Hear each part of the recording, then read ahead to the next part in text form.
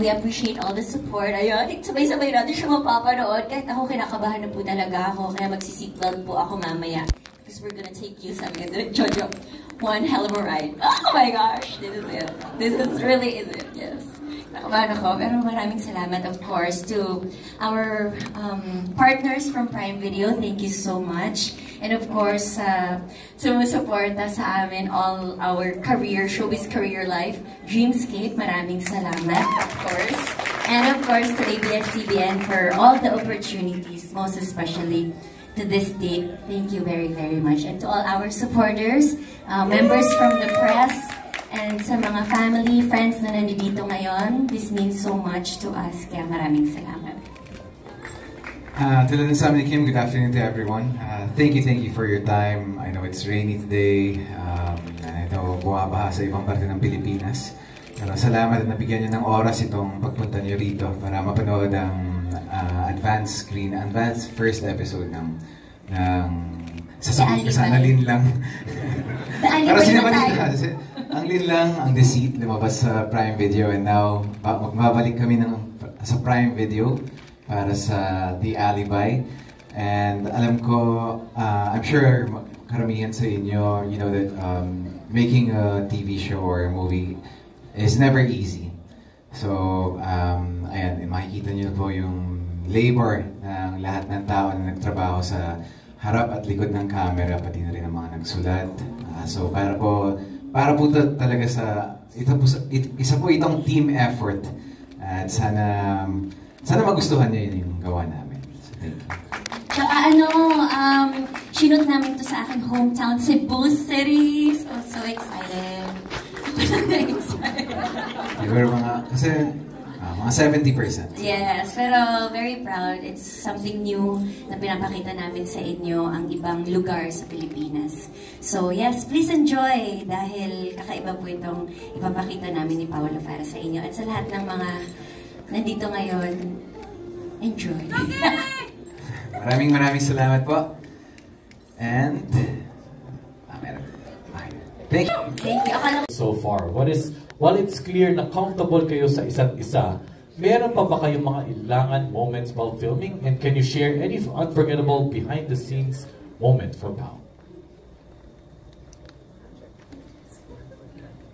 Oh, the question is for me? Yes.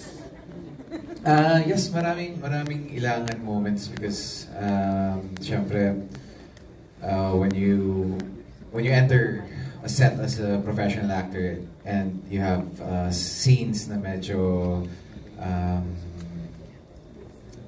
delicate, syempre lagi mong iniisip rin yung co-actor mo or co-actress. Kung komportable ba sila, not just for Kim but also the others, with Sophia as well. Minsan, like yung napanood nyo kanina, yung sumasayaw si Stella, nakita nyo sa trailer, parang naiilang ka rin at natatakot ka para sa eksena mo at para sa sarili mo. Kung hindi naman, kung medyo intense, like yung mga scenes namin ni Sophia, natatakot ka rin kung nasasaktan mo ba sila dahil yun yung instruction ng director at yun yung nakasulat sa script. Siyempre, yun lagi yung kinakatakot ko. Doon lagi ako naiilang. Kung along the way, dito sa proseso at sa pag-arte ko, kung na-alienate ko ba or nasasaktan ko or maybe nararamdaman ba nung ka-eksena ko na napapastos ko sila in some way. So, as much as possible, I try my best to talk to them first a bit or show them what I'm gonna do. Pero, ayun, yun lagi yung kinakatakot ko. Doon ako naiilang palagi. And I'm sure pag naiilang ako, naiilang rin yung ka-eksena ko. So, thank you, Pao, for being candid about your experiences so far. Kim, baka anything to add? Wala naman siguro hindi may ilang pag mga ganun. Parang kasi nungalingan, anong alibay mo? Sabihin mong hindi. Pero opo, nailang pa rin. Kahit na kami ni Pao pang-4 na project namin. Pero iba-iba kasi yung ginagawa namin. So, iba-ibang intensity. So parang nakakahiya. Mukha lang kaming dalawa sa screen, pero napakadami po talaga namin. Parang ganito. So parang gano'n. Siyempre nakakailang, nakahiya. Pero since professional ang bawat isa sa amin. So, di ba no? Follow-up question came from Hannah. Okay, so ito naman, another question for Kim. Grabe ang transition mo from your first role to The Alibi. Can we expect you to take more varying characters from you in the future? Grabe.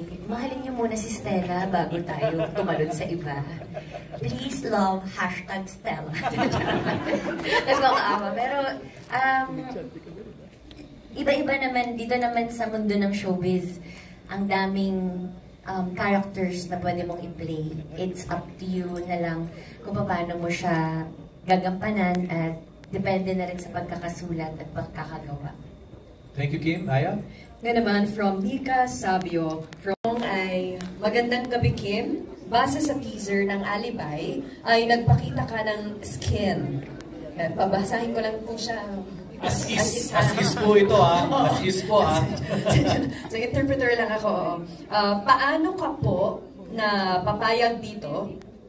At hanggang saan po ang limit nyo? Dahil ba si Paolo partner mo po? Kaya pumayag ka? Salamat Si Ate po. Reg. Kim, nagabasa lang ako. Sige, siguro naman as a 35 years old woman. Tapos na tayo sa 16 years old role na tini-tini. Pero favorite ko talaga mag-tini-tini, magpakatawa. Pero parang pag tinatrack ko yung journey ko dito sa industriyang to, parang nahati ko naman na siya sa teens, 20s. Sabi ko, ano napakita ko sa aking 30s? I think it's my skin. Pero, malaki talaga yung tiwala ko talaga sa Dreamscape.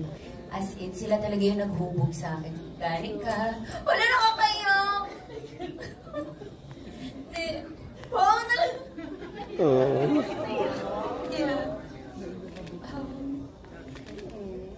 Wala, bakit? Hindi naman siya ginawa it's artistic way. Medyo mahirap na gawin, pero nakakaiyak.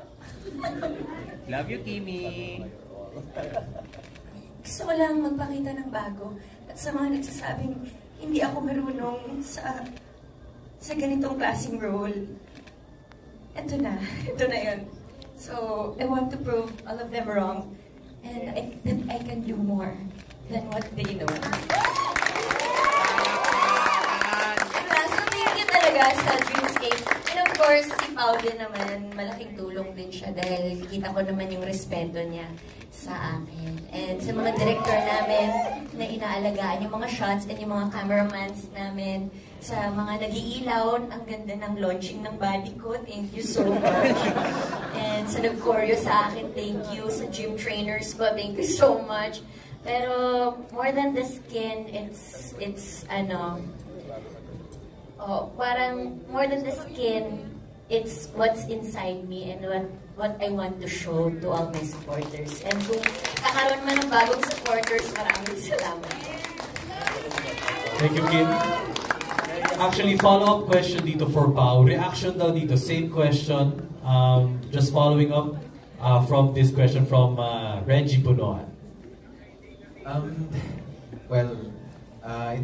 I don't think it's about skin or about parang it comes with the maturity of the role and what the role requires. So minsan talaga may mga character, may mga storya na gustong ikwento at sa mga ganitong paraan kailangan dahil kung nagbebenta naman talaga ng aliw yung character, ang hirap naman kung hindi mo nakikita or napapanood at hindi na ipapakita sa audience na hindi niya ginagawa yan. So it comes with the also the maturity of the actress. Pero mas character-driven po ito. Kami po dito ay very very loyal and very very dedicated. How do I call it? Dedicated. Yung dedikasyon na binibigay namin sa character namin ay purely for our character. Yan nga, hindi niya totally Sige, hindi ko na dadagdagan. And of course, that's mastering the craft. Thank you